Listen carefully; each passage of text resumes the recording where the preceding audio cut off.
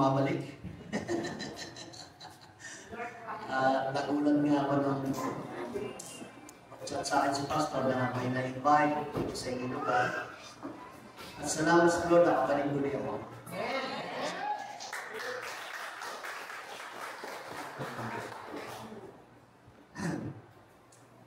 Thank you, Jesus. Alam po ninyo, may nangyayari sa iglesia ninyo. Hindi niya lang alam.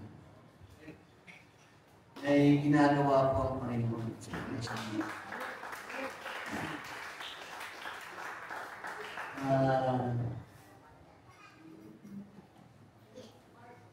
Dumaan kayo sa mga pagsubok ng mga kaaraan.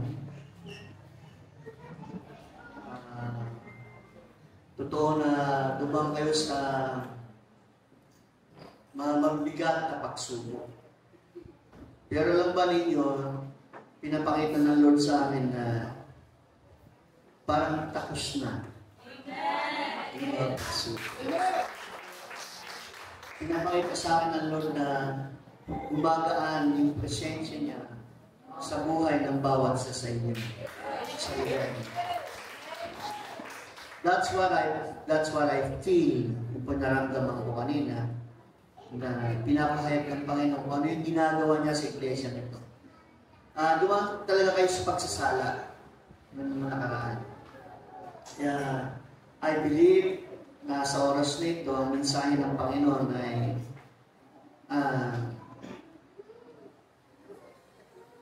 tama lamang upang umangat na antas ang buhay ng bawat isa sa lugar na ito. Hallelujah! Meron pang word sa akin ng Lord kanina na yung mga umalis noon, magbabalikan. Yung word ng Lord sa akin na nakaupo ako dyan sa akin ng Lord. Nakaupo ako sila sa akin ka. Hindi mo. Yung pang nag-word sa akin ng Lord kanina. Kaya ako'y nakilutan, iyak sa akin. Salamat. Ang sabi kasi ng Biblia, sabi ni Pablo, ako nagtatanim, si Pedro nag-aani, si Pedro nagdidilig, pero nagpapatubo ay ang Panginoon. Amen! Yung nagpapalami ng iglesia. At alam ko ito na yung panahon na nagmamature enough na kayo. Amen! And the Lord will add more souls. Alam ko yung mga dati noon, nananabik na silang bumalik na hiya. Nahiya lang sila, pero gusto nilang bumalik. Kaya kung makikita nyo sa daan, batiin mo ninyo sila. At sabihin sa kanilang mahal na kayo. Kung meron na dumaga ng iglesia sa ganong kalagayan, upang masubok yung ating katatagan sa pananampalataya at katatagan sa paglilingkod sa Panginoon. Hallelujah! Tayo po ay iglesia ng Diyos. Di po ba? Kaya sabi niya sa 1 Corinthians 3,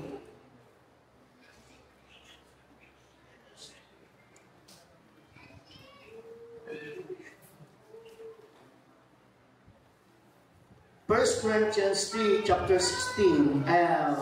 3, verse 16, sabi niya rito, hindi ba ninyo alam na kayo ang templo ng Diyos? At naninirahan sa inyo ang kanyang Espiritu. Amen?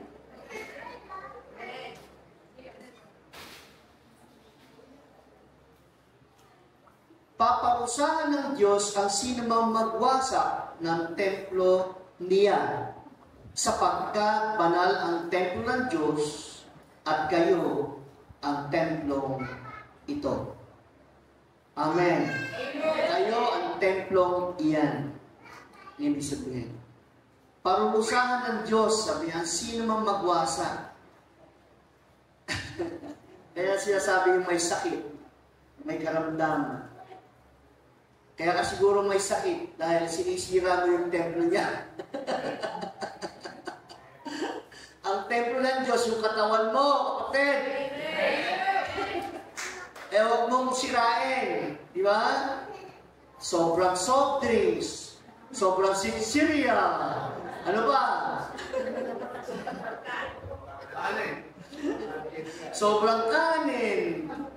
Lahat ng sobra bawal sa templo ng Diyos.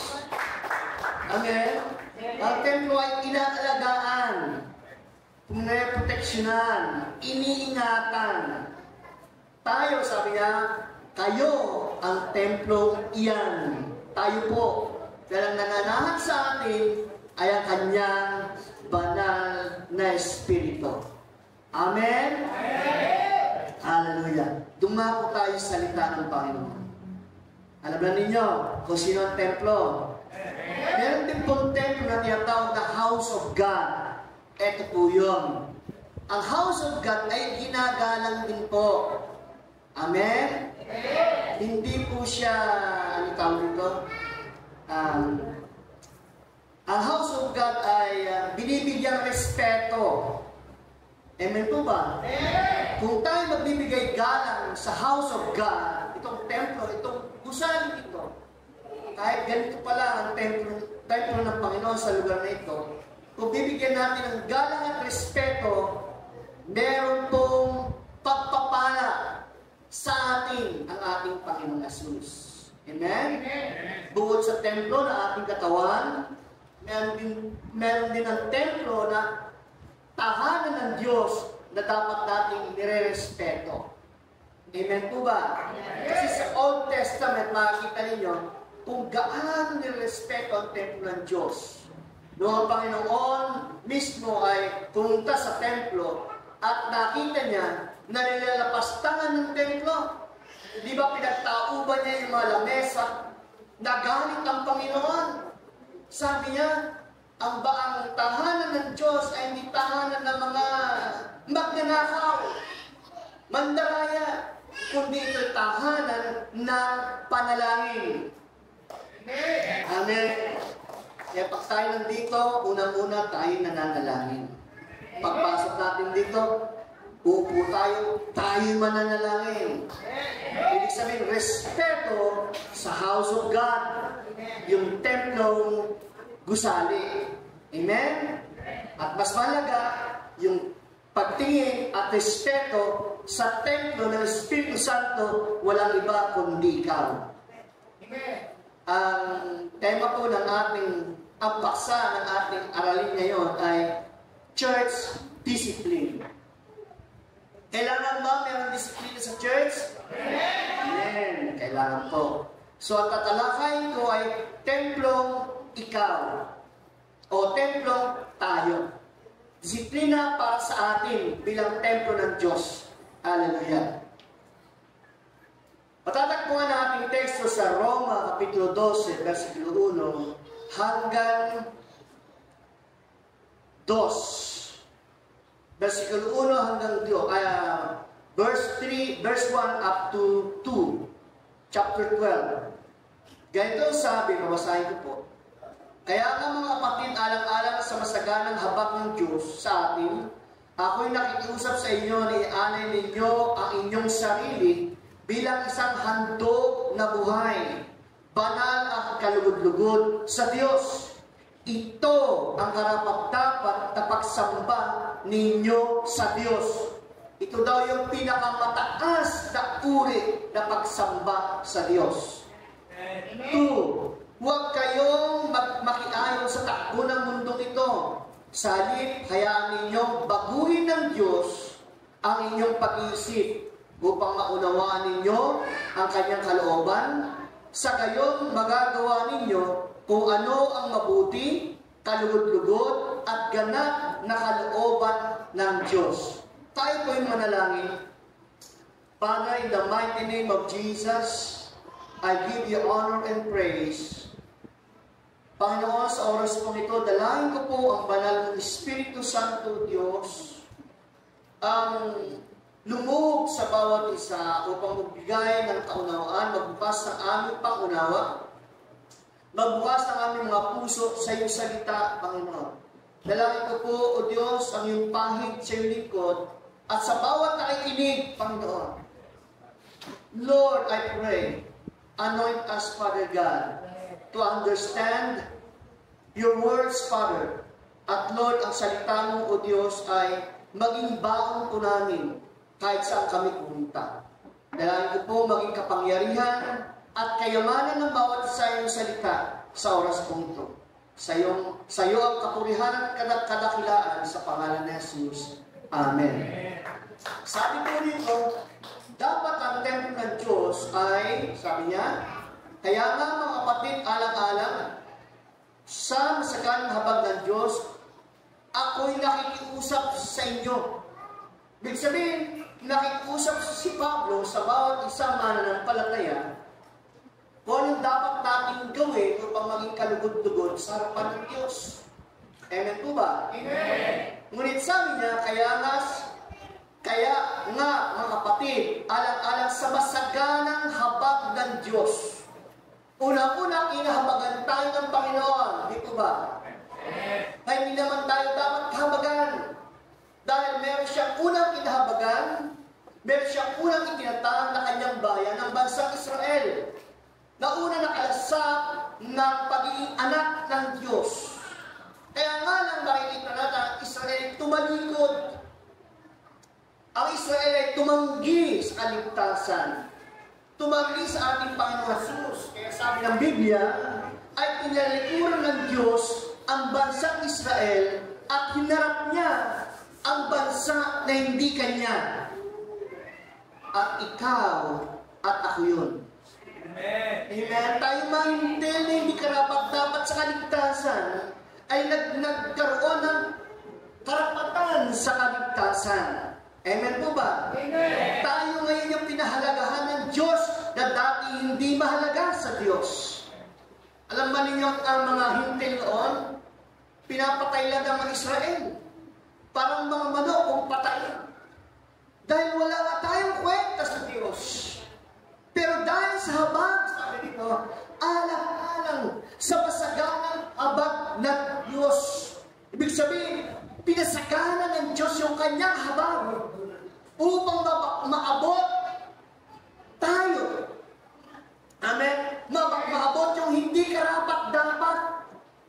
Kaya sabi ni Pablo sa Ephesians 2, huwag kayong magmalaki at huwag kayong magyabang sa kaligtasan ninyong tinabo dahil kayo naligtas, no? Sa biyaya ng Diyos lamang at sa inyong pananampalataya.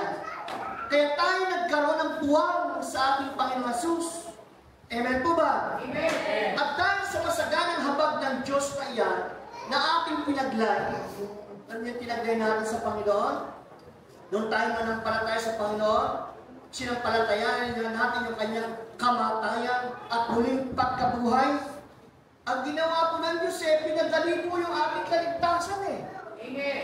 Hindi katulad ng Israel ay kailangan sumunod sa ilang libong utos. Tayo pinadali. Dahil sa palatayanan, ang Panginoon Jesus ay namatay para sa iyo at siya'y muling nabuhay para sa iyo. Tapos! Amen. Amen. Amen. Hallelujah! Kung naintindihan mo yung kaligtasan na yan, na tinanggap ninyo, ay sigurado po ang inyong kaligtasan sa ating Panginoon. Kasi ang mahirap, marami ng matagal na Kristiyano, hindi naiintindihan yung kaligtasan tinanggap. Iba sa gana, habag ng Diyos na tinanggap. Pumasok sa church dahil sa magandang dalaga o sa buwapong lalaki at nagsamba, nagpuri, akala mo Kristiyano. Di ba? Maraming ganun Pero tatanungin mo, nanampalataya ka na ba? Ay, opo. Ako'y born again. Sabi ng marami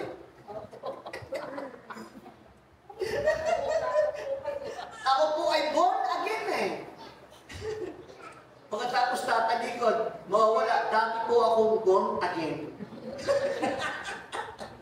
Bakit? Hindi naiintindihan yung kaligtasan tinanggap. Yung habag ng Diyos, yung masaganang habag ng Diyos, ay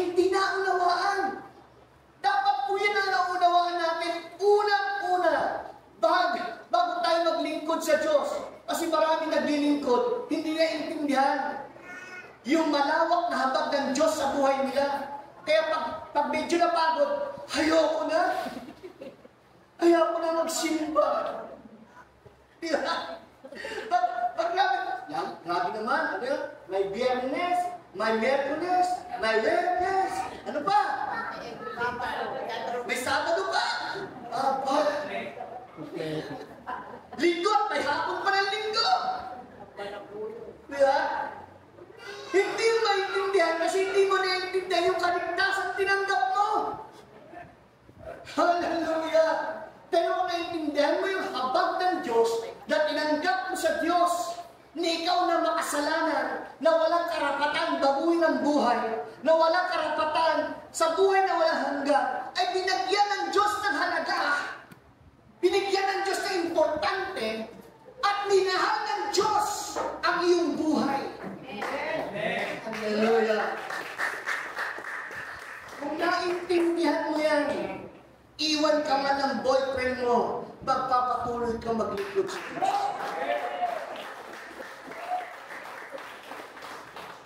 Kaya lang masipag andyan ang boyfriend kaya active na active, akala mo.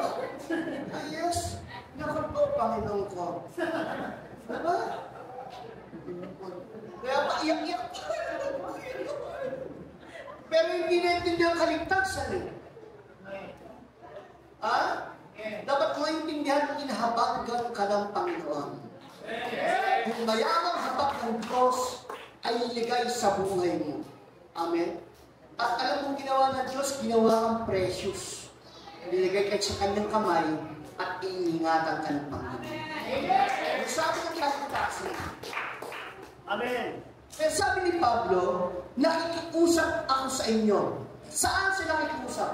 Sa mga naligtas. Sa mga mananampalataya. Sa mga nakaranas ng malawak na habag ng Diyos. Hindi po ba? Yung iba kasi kapag medyo nagkamali na, no? Yung iba nahihiya. Nakakahiya naman kasi nag-inom ako kanina. Hindi na muna ako sisimba. Magpapakabanal muna ako.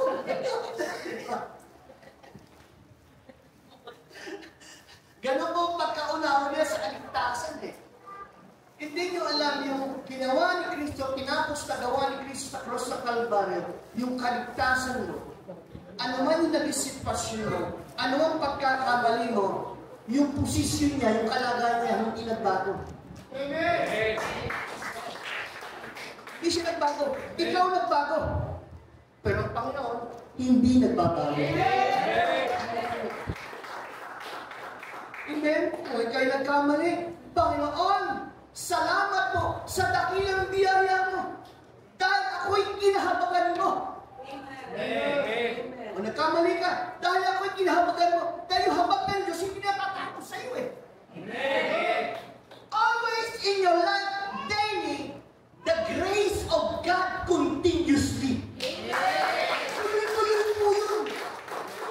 Hindi natapos, nagkamali ka. Nag-opt agad ang Lord? Binamin agad yung grace sa'yo? Hindi po. Kung nagkamali ka, more grace to come. Para mabago ka. Amen. Para hindi mo nabalikan yung iyong pagkakamali.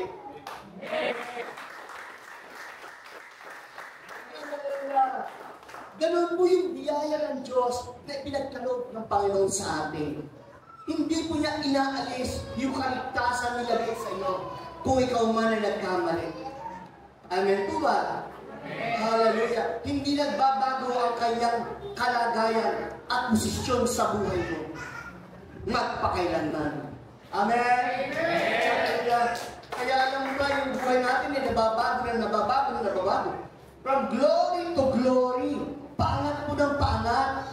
Ang Kristiyano hindi pababa ng pababa. Marami kasi pababa Ang taas ng una, apoy-apoy. No? Bumuhos ang pagsubok. Nabasa, ay bumaba. No? Dumating ulit pagsubok, bumaba ulit. naman, ibig sabihin gusto ng Diyos, tumaas ang antas ng ating pagtitiwala at pananampalataya. Hallelujah. Lord, eto ngayon, sabi niya, dahil sa masaganang habag ng Diyos, nakikiusap ako sa inyo, sabi niya, na ialay ninyo, eto na, ialay ninyo inyong buhay sa Diyos na, sabi niya, ay yung sarili bilang isang handog na buhay. Ialay daw po itong sarili sa Panginoon bilang isang handog na buhay. Naku po, ang hirap naman ng Panginoon. Di po ba? Ang hirap mo, Lord. Ibig sabihin, puro pasakit. Na lagi nakahandog yung buhay mo sa Diyos. Ganun ba yan? Hindi po. Ito po yun. Sabi niya, sa biyaya ng Diyos, tinapos na lahat ng Panginoon. Yung, wala tayong ginawa doon sa kaligtasan, siya lahat ang gumawa. Nanampalataya lamang tayo. Ngayon, habang tayo naglilingkod, lumalakad sa ating buhay bilang isang mananampalataya at isang Kristiyano, sabi na iba, ang hirap naman, iwasan yung mga dating gawa. Sinuwit yung dating ginagawa ko, yung dating gawain. Ha? Yung bang pupunta lang sa simbahan dahil magsisimba. Pero paglabas ng simbahan, nandun pa rin sa dating gawa. Dating ginagawa. Meron po siyang gano'n. Ha? Ang hirap daw lumakad doon sa matuwid na buhay. Hindi po mahirap. Bakit?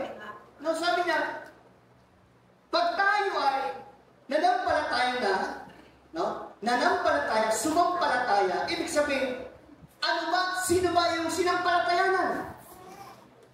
Di ba ang Panginoon, sinampalatayanan mo? Ibig sabihin, yung sinampalatayanan mo, yung iyon ang ipamumuhay mo. Pananampalataya mo eh. Kaya lahat ng gagawin mo, yung pagpapakabalan, hindi mahirap. Bakit? Dahil pananampalataya mo yun eh. Mahirap.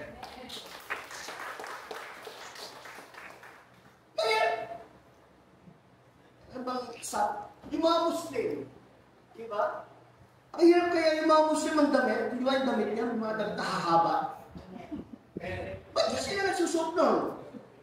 Tapos nanalangin 5 beses sa araw. Abay, tuwad ng tuwad. Bakit nila ginagawa yun? At magaling lang gawin. Bakit? Kasi pananampalataya nila yun.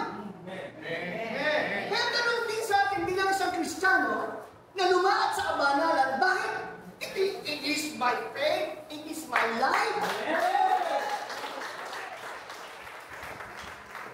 Ang problema na po kasi dyan, malaya na tayo nung tayo pinalaya ng Panginoon. Amen? Amen. Hindi tayo kinulong. Hindi tayo binihan. Pinalaya tayo ng Diyos. Nung una, nung hindi pa tayo mananampalataya, hindi tayo nakakapunta sa church. Hindi tayo nakapagpuri. Kasi, bihag tayo ng kasalanan. Hindi natin alam anong gagawin para sa Panginoon. Pero nung tayo tumanggap sa Panginoon, tayo lumaya. Nakapagpuri tayo sa Panginoon. Dati, tumagtaas ng kamay. Ganyan lang. No? Lumalago na sa Diyos. Tumataas sa konti. Lumalago pa sa Panginoon. Taas na. Ibig sabihin, ganun po. Yung pananampalataya natin, lumalago. Yun yung nilalakaran mo. Kaya, ginagawa mo, hindi ka nahihirapan. Walang struggle. Bakit? Pinili mo, lakaran, yung daan ng Diyos.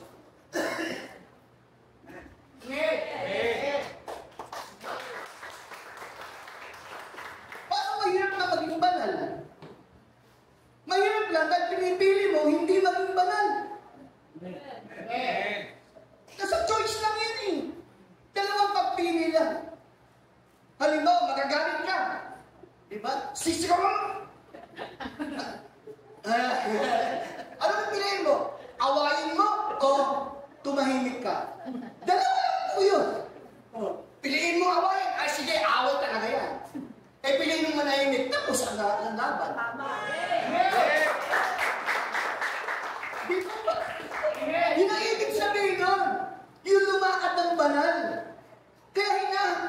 ihandog ang buhay mo araw-araw na banal at kalugod-lugod sa Diyos dahil ito'y naging pananampalataya mo. Amen. Naging ikaw na yun, yung buhay mo, yun nga.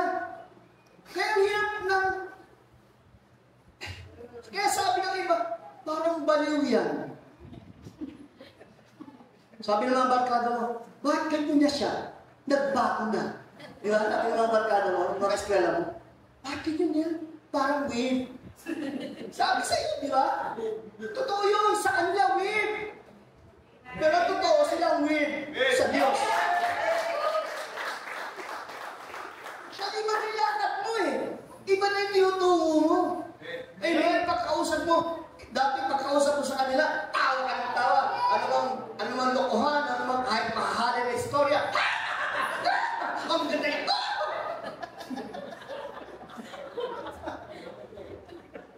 Kahit biro ang mga bastos, ano? Eh ngayon biglang nabago. Eh kapatid, biglang kumino. Sabi niya, magugulat sa'yo ngayon. Abay, bakit? Bakit parang ito eh? Naiba na. Parang may sabi na to.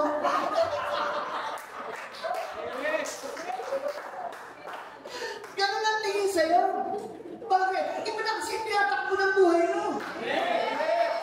Hallelujah. Amen. Eh sabi na, yung buhay mo ay ihahandog mo sa Diyos na banalan ka lugod anumang gawin mo. Eto, magre-review ka. Estudyante, magre-review. Bago magawin yan, manampalataya ka na magre-review ka. Kung ka na isang palataya, hindi yung kaya ka mag-review. Naka, 30 minuto pa lang tulog ka na. Bakit? Hindi kasi galing sa pananampalataya. Pero galing sa pananampalataya, magre-review ako. Akalayan ko ka na, hindi, magre-review ako. Kasi nananampalataya ka, makakapag-review ka. Amen. Amen! O yung paglalaba. Marami naglalaba, umiinit ang ulo eh. Lalo't marami. Totoo. Ang ganda nung una sa paglalaba, maya-maya may ilis na sisipahin. Ilis na magpaglabanan na ba?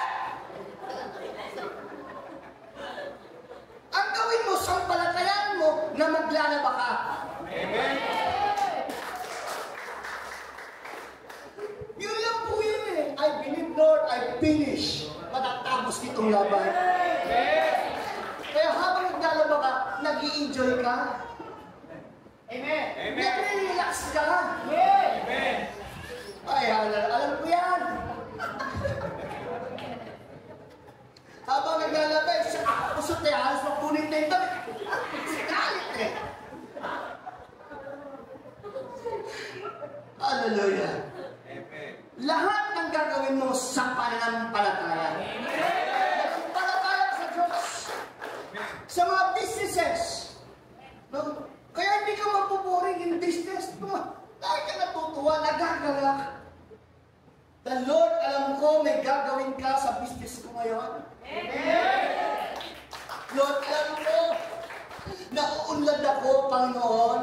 Amen. Kahit wala pa, manampalataya ka. Amen.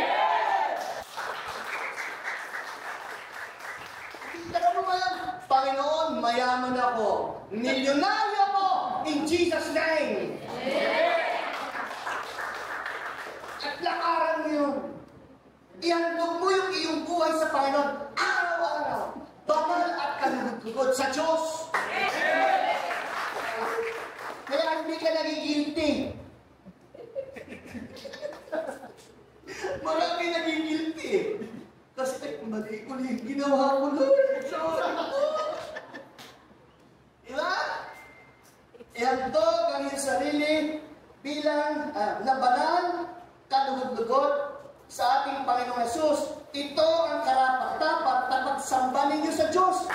Every time you're doing the things by faith, you are worshiping God. Amen. Hindi ba ninyo, hindi lang yung worship? Araw-araw. Amen. Kung yung ginagawa mo ay sa pananampalataya, ibig sabihin, lahat ng ginagawa mo ay papuri sa Diyos. Ito'y parangalan sa Panginoon. Hallelujah. Sabi niya rito sa 2, huwag kayong makiayon sa takbo ng mundong ito. Kaya pala magiging banal at kalugod-lugod iyong ihandog yung sarili mo dahil hindi ka nakikiayon sa takbo ng sanlibutan. Hallelujah. Huwag kayong umayon sa takbo ng sanlibutan ito. Sa halip, hayaan ninyong baguhin ng Diyos ang iyong pag-iisip. Ibig sabihin, always repentance. Metanoia ang ibig sabihin doon sa Hebrew. Renew your mind, sabi ng Panginoon. Huwag nyo ilagay sa takbo ng sanlibutan ito. Kaya hindi ka napapagod Dahil ang isipan mo, nakarelax lagi sa Diyos.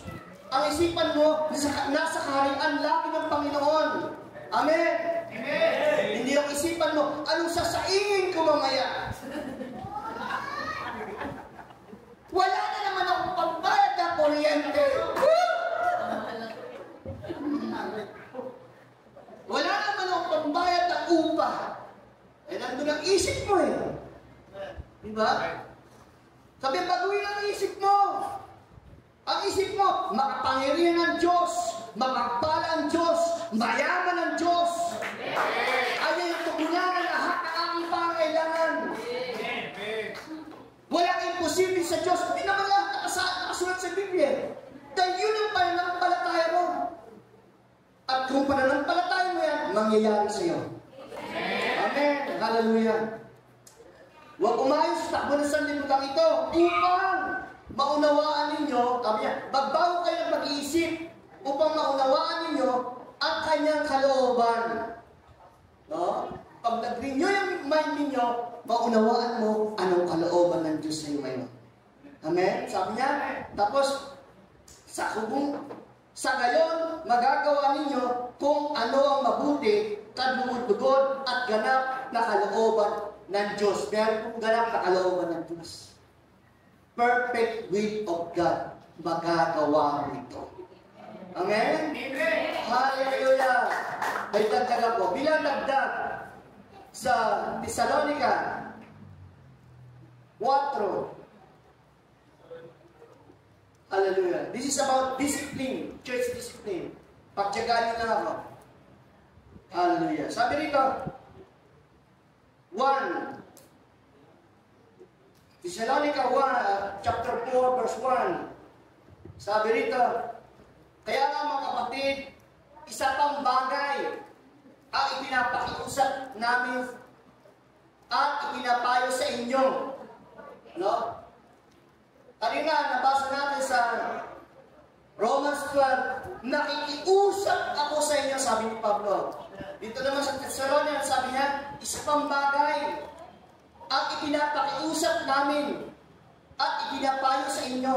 Sa pangalan ng Panginoong Hesus, sana'y lalo pa ninyong pagbutihin ang inyong pamumuhay ngayon sang-ayon sa inyong natutunan sa amin upang sa gayoy maging kalugod-lugod kayo sa Diyos. Amen? Gusto mo maging kalugod-lugod? Ipamuhay mo yung iyong natutunan. Ang kanilap kasi, alam ba ninyo kung sino yung mga hindi mananampalataya?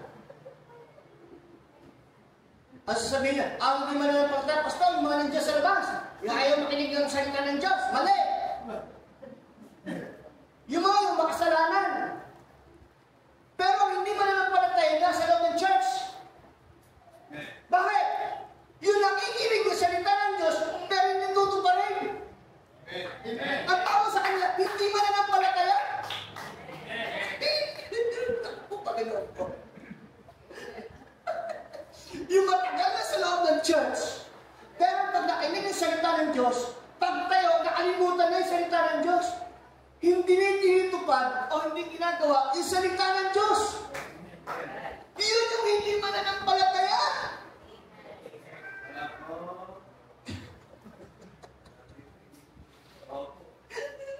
Ano po? Ha? Kaya po mag-ingat tayo. Baka isa tayo doon. Paglabas natin dito, wala tayong nabemeditate. Alam mo ninyo, sa akin, sa experience ko, lalo pag ako'y mag-preach, kung ano yung sinabi sa akin ng Lord ng mensahe, kaya lang kung ginagawa ko, namimeditate ko po yun.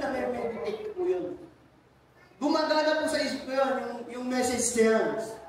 Kaya ano pong ginagawa ko? Kahit nanonood ako ng Netflix. Nanonood ako ng Netflix. Iba po yung nasa isip ko, iba yung panunod ko. Kaya alam niyo, pagkatapos ko manood, nakalimutan ko yung panunod ko. Opo, hindi ko na matandaan. Kasi ang gumagana sa akin, yung iniisip ko. Ibig sabihin, salita ng Diyos, kapag sinampalatayanan mo talaga, paglabas mo yan, naglalakad ka, pero salita ng Diyos, umiikot sa isip mo. Pinuturuan ka. At yun ang totoo dun. Kaya maraming Kristiyano hindi lumalago eh. Hindi nga mananampalataya kasi. Hindi lalago. Bakit? Matapos marinig, labas sa kabila, pagkatapos wala na.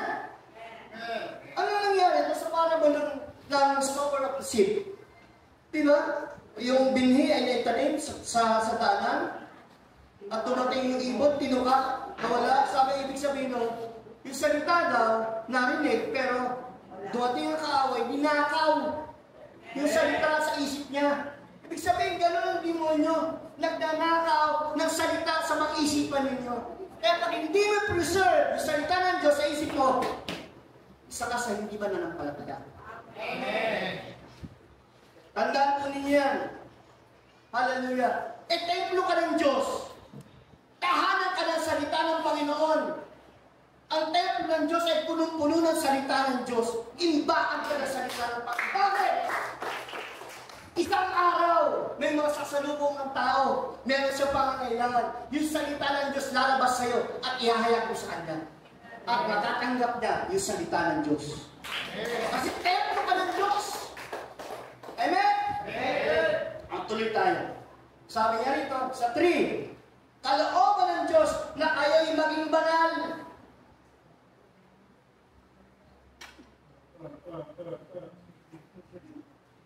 Kalooban ng Diyos na kayo'y maging banal. Ang purpose ng Diyos, kaya ka naligtas mula sa kasalanan upang linisin. Dugo nga na ipinanglinis sa iyo.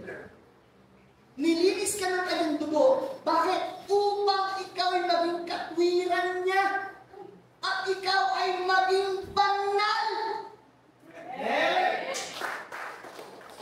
Sabi ng iba, once you save, you always save. Always save. Kahit unrighteous yung iyong salita, ay yung buhay. Amen. Hallelujah. Tuloy tayo. Sabi niya rito, kalooban ng Diyos na kayo'y maging banal at lumayo sa lahat ng kahalayan. Oh. Hallelujah. Okay pa kaya mga oras tayo? Okay lang ba? Sabi niya rito, kalooban ng Diyos na kayo'y maging banal at lumayo sa lahat ng kahalayan. Ang kontra pala ng kabanalan ay kahalayan. Sabi na iba, mabiyaya naman ang Diyos. Kahit tatlo asawa ko, okay na.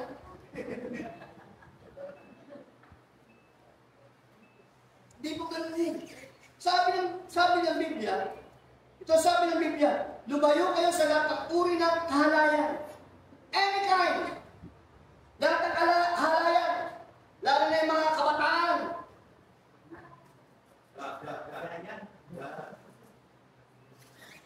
Makita nila kabikini sa cellphone. Hindi agad i-scroll yan.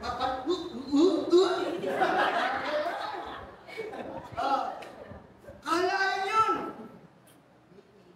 Aminin. Kahalayan yun. Huwag kayo, sabi niya. Tumayo kayo. Tanggihan nyo. Ang lahat ng uri ng kahalayan. Lahat. Di ba lang titingin ka sa magandang lalaki?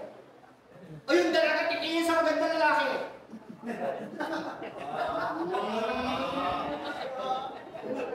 Sa yung dalaga titingin sa...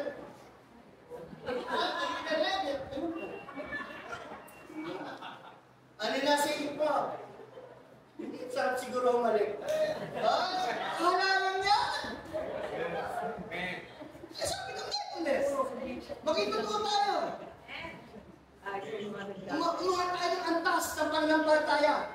Amen po ba? Amen!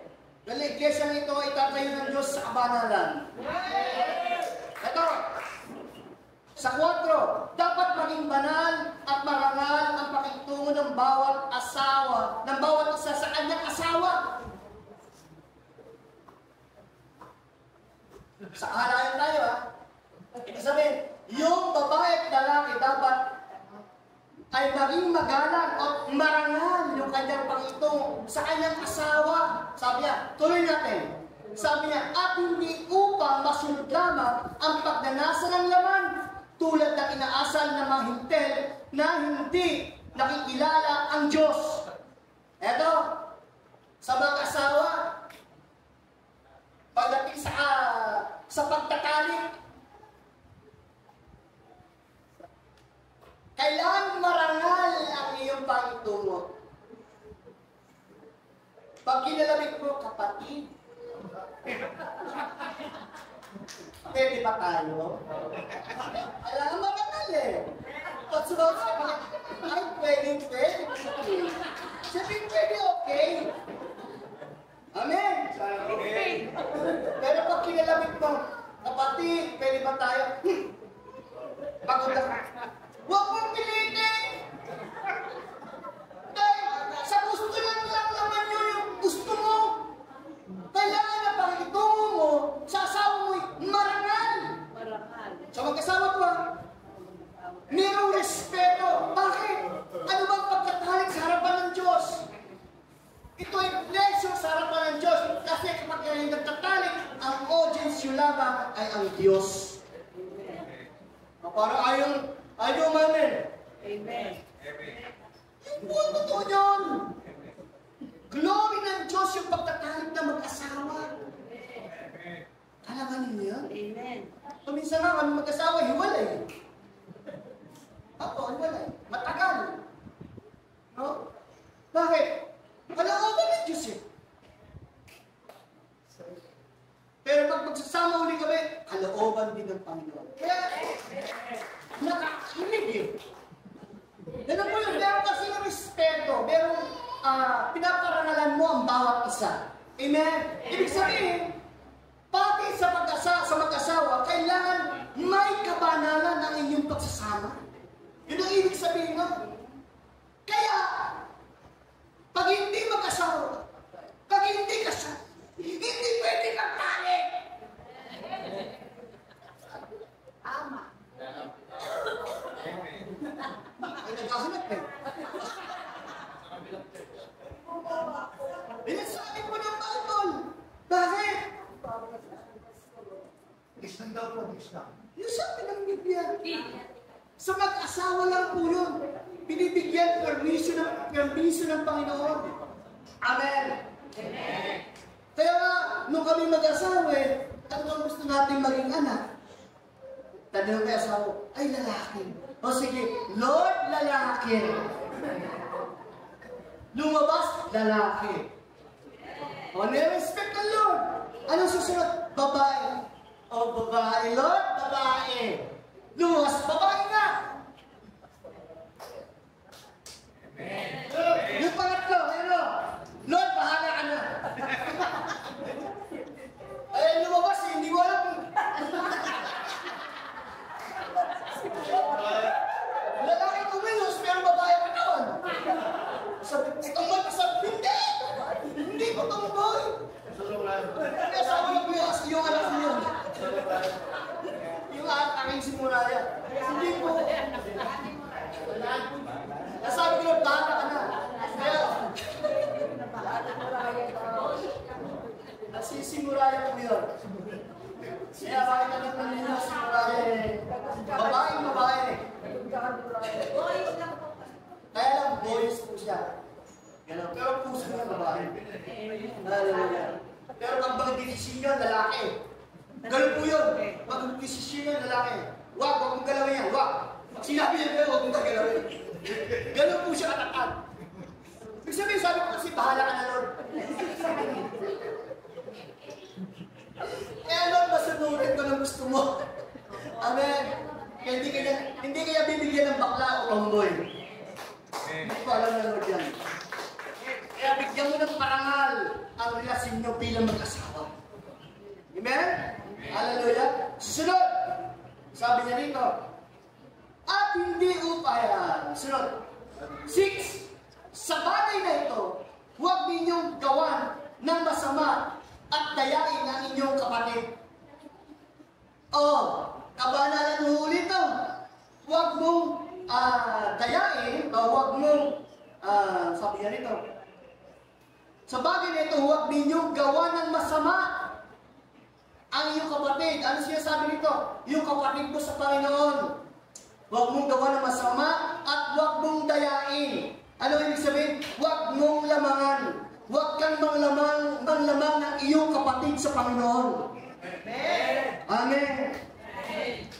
Bagkus magtulungan kayo. Baka meron dito, ang ganda-ganda na pakikito dito. Pero paglabas, chinikismis mo sa labas. Hindi to ngayon. Wala po nun dito, wala. Kasi yun po ang disiplina sa church. Dapat galangin mo iyong kapatid sa Panginoon. Bakit? Dahil tinubos din siya ng dugo ng ating Panginoon. Pantay kayo sa harapan ng Diyos.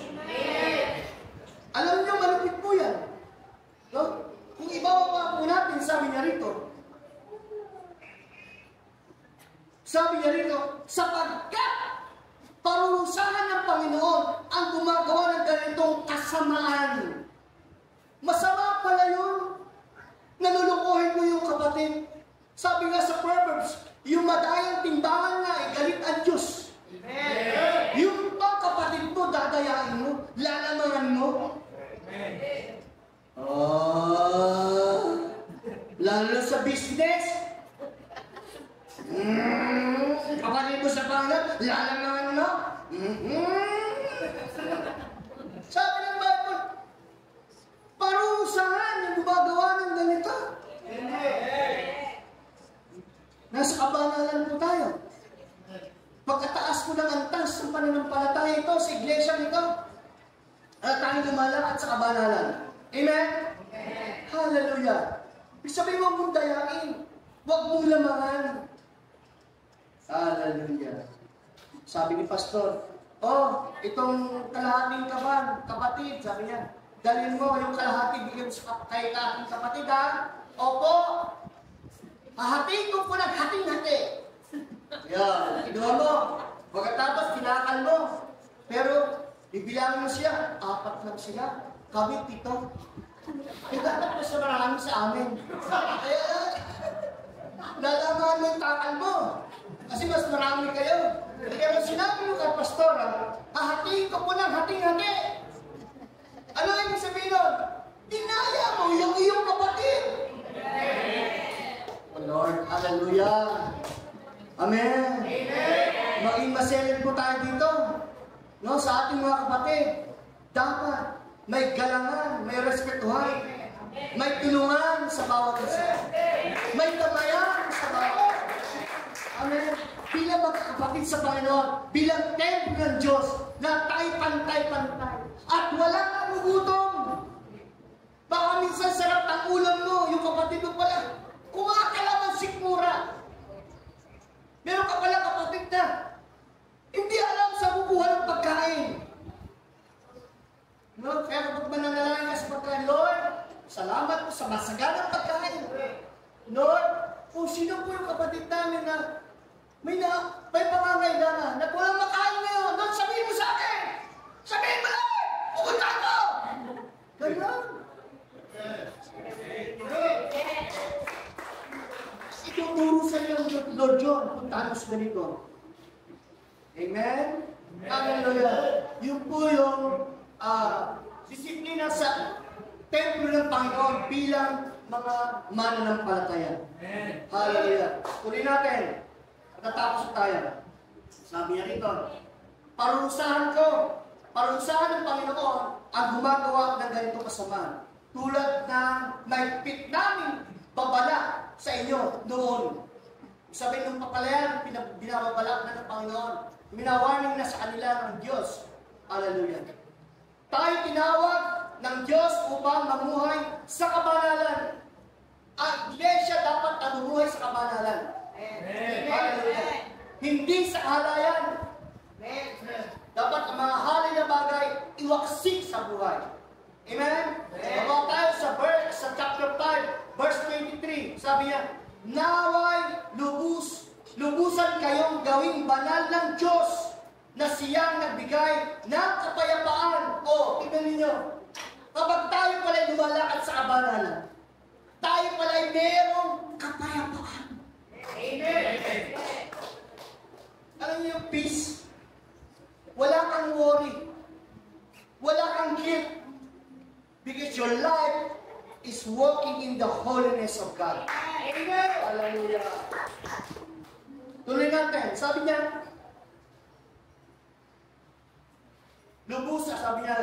lubusan kayong gawing banal ng Diyos kasi yan nagbibigay ng kapayapaan. At naway panatiliin niyang walang kapintasan ang buo ninyong katauhan, ang Espiritu, kaluluwa, at katawan. Tatlo po yun, ang pinabanal. Espiritu, kaluluwa, at katawan. Minsan kasi, kala mo banal yung katawan, puri ng puri. Tapos paglabas ng bahay, mura ng mura. Ganun eh, diba? Puri ka pa rin ako, palabas sa bahay, may mga ganun. Ibig sabihin yung katawan mo, akala mo banal? Hindi. Kailangan ng kabanal mula sa Espiritu. Amen. Nung tayo simulang naligtas, tumanggap sa Panginoon, pinabanal yung ating Espiritu. Amen. Hindi lang mo natapos doon. Pati kaluluwa, pinabanal ng Diyos. Dapat yung kaluluwa natin, yung mga emotion natin. Maraming Kristiyano sa emotion, baksak eh. Di po ba? Sa emotion, yung galit, yung inggit, nandun eh. Nakabili na lang si kapatid ng bagong TV. Hindi naman ang bagong TV. Samantalang TV naman, second hand lang. Yan, di ba may galit, may inggit? Kaya sabihin, hindi banal. Yung kaluluwa. Amen? Amen. Espiritu, kaluluwa. Di ba? Minsan, pag tingin mo sa kapatid mo, bago na naman yung lipstick. Samantala ako noon pa. Yan, kunti bagay na inggit. Amen? Amen. Nalala ko yung asawa ko noon. Sa isang church namin. Ay yung misis ko lang, mahilig talaga siya magdamit. Terno-terno. Ternong stila, ternong sapatos. Ba nakikita ng mga ladies? Tingin na doon. Tapos, susunod, ganun din sila. Gagayahin nila. Ibig sabihin, mayroong inggit. Amen. Hallelujah. Yeah. Dapat po yun, wala. Bawala, mapabanal po yun. Para yung resulta sa katawan. Kaya lahat ng ginagawa ng katawan sa pagsamba, sa pagpupuri, sa paggawa ng mabuti, ay banal. Kaya lahat ng gagawin mo, banal. Kasi napabanal ng Espiritu, kaluluwa, at yung gawa ng laman ay banal. Amen? Hindi pakitang tao. Pero kasi pakitang tao, di ba? Magbibigay ng ayuda, litrato. Gano'n. Ito. Lupo kayo paper. Picture. Ayun. Ibig sabihin, hindi banal yung mga ganung gawa. Kung minsan nga, ibibigay mo, hindi mo na sinasabi. Di ba? Hindi mo na inahayag. Hindi mo binubunyag. Yun yung mga gawang banal. Thank you, Jesus. Hallelujah. Sabi niya rito, at panatilihin niyang walang kapintasan ng buo ninyong katauhan, ang espiritu, kaluluwa, katawan, hanggang sa pagparito ng ating Panginoong Jesus. Amen. Ito po yung mga maliligtas. Hinapabanal sa espiritu, kaluluwa, at katawan, hanggang sa pagparito ng ating Panginoong Jesus. Ito sabi, tapat ang tumawag sa inyo. Amen. At gagawin niya ito. Amen? Kaya kahit ayaw mo maging banal, nagiging banal ka. Dahil siya yung gagawa na ikaw ay makabanal. Amen? Ikaw ay susunod lang sa gusto ng Panginoon. Panghuli, balik tayo sa chapter 4, verse 8. Verse 8. Kaya ang sinumang humamak sa aral na ito ay humahamak hindi sa tao, kundi sa Diyos na siyang nagkaloob sa atin ng kanyang Espiritu. Kung hinahamak mo daw itong aral na to, hindi ako yung hinahamak niyo. Ang Diyos ang hinahamak. Dahil sa iyo nagbigay ng Espiritu ng Diyos sa iyong katawan. Siya yung nagbigay ng Espiritu sa atin. Amen? Kaya, once you hear this message of God, ilagay mo yung sarili mo sa kabanalan ng Diyos. Amen. Dahil, ano lang yun? Choose to be holy. Amen. Piliin mo maging banal at sigurado sa'yo, maging banal ka. Pero pag nag-aalin lang na, I'm sure, hindi ka magiging banal.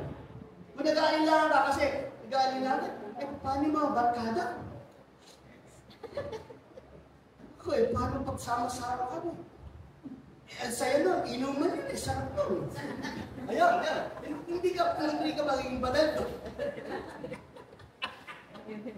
Hindi ka banal doon. No? Pero pipiliin mo maging banal, Lord, I choose to be holy. I want to be holy.